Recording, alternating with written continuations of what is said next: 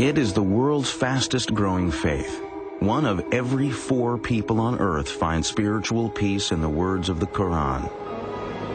Nearly 1,400 years ago, the angel Gabriel came to Muhammad with revelations that he was to deliver to all of mankind. He spent the rest of his life communicating God's message and setting an example for how each human being should live. Today, many Americans associate Islam with images of violence and hatred. But such scenes are the work of a few suicidal fanatics. Their actions directly contradict the teachings of Muhammad and cloud the memory of a man who long ago brought a new message of hope and serenity. It is not possible to conclude that the Prophet is a man of hate. The Prophet of Islam is without doubt the most misunderstood major aspect of the Islamic religion. Who was this man who founded Islam and brought spiritual comfort to so many? Muhammad is often thought to be worshipped as Jesus is worshipped by Christians. This is absolutely and categorically not the case. He was an ordinary human being with the same emotions, the same fears, the same insecurities that we live with. Today, Muhammad's words of tolerance and peace offer many the same guidance as they have for centuries. God's messenger, the Prophet Muhammad.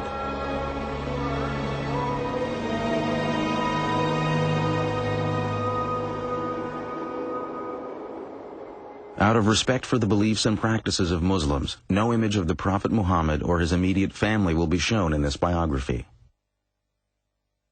Allahu Akbar, Allah.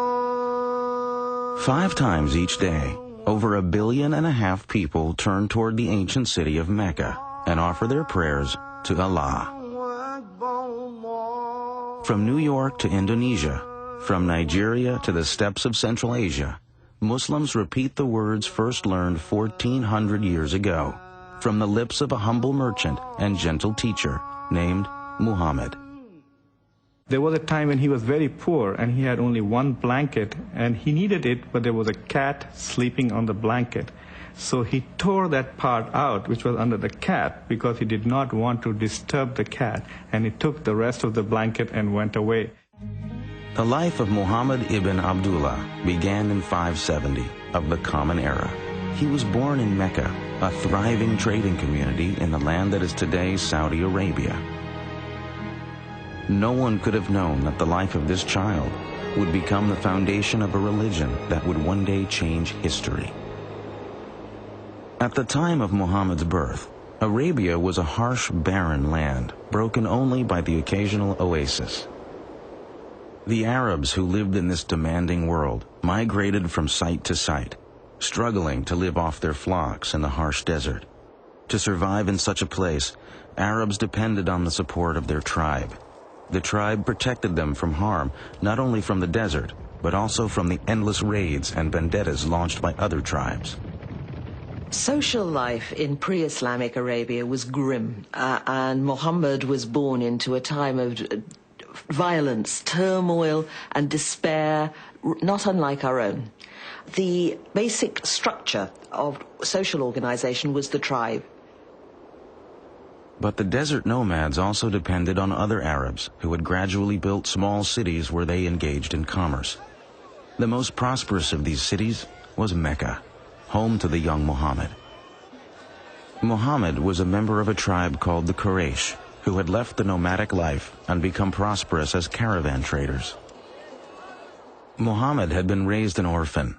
By the time he was 8, he was under the care of an uncle who was head of one clan of the Quraysh tribe. As the primary tribe of Mecca, the Quraysh were also the keepers of the Arabs' holiest religious shrine, the Kaaba. Although a deity known as Allah was recognized, many other gods and goddesses were also worshipped at the ancient Kaaba. Arabs prayed to over 300 idols that stood in and around the sacred cube-shaped structure. It had a very important social and political consequence because it was a holy place and all violence was forbidden in a 30-mile radius around the Kaaba. Trading had brought wealth to Mecca.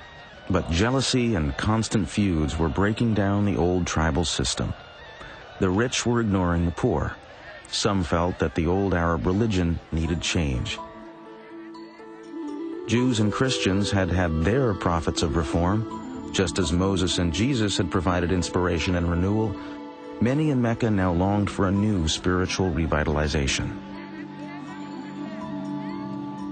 Muhammad had become a caravan manager in his native city, leading trading trips as far away as the land that is today Syria. But he was also aware that the old values of charity and community were breaking down in Mecca. Muhammad was deeply respectful of the religion of his ancestors.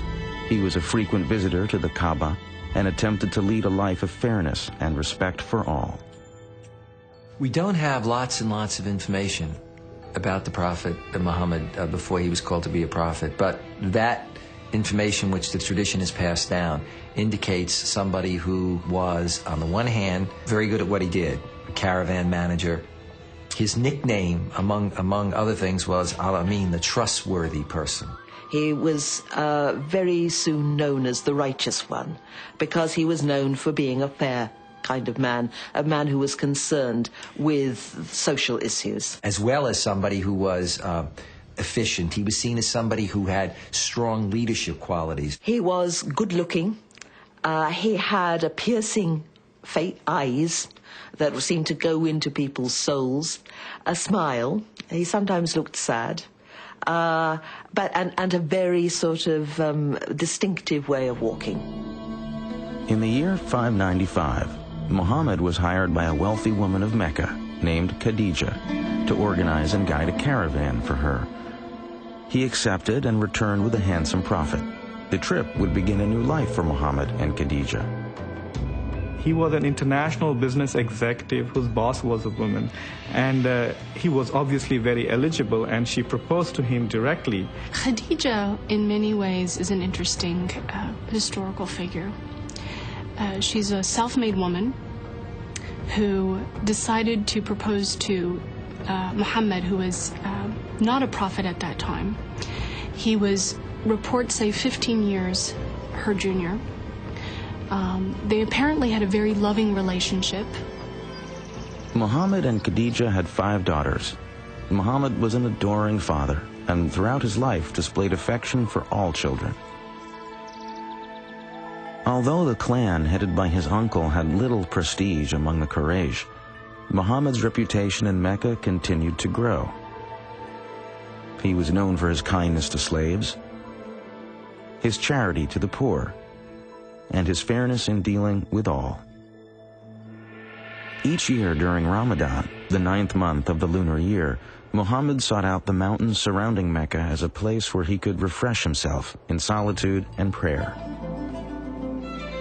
In the year 610, at the age of 40, the humble business manager and family man took himself on one of these retreats to a mountain cave.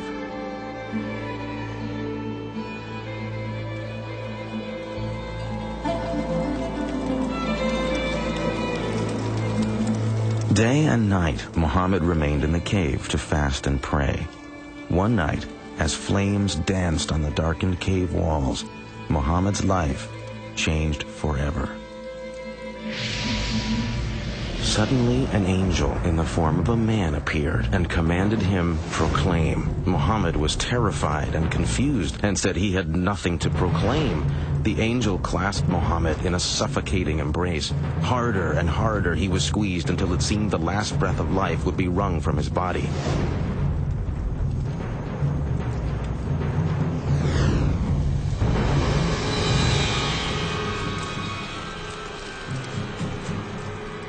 Proclaim in the name of thy Lord who created man from a clot of blood. Proclaim, and thy Lord is most bountiful.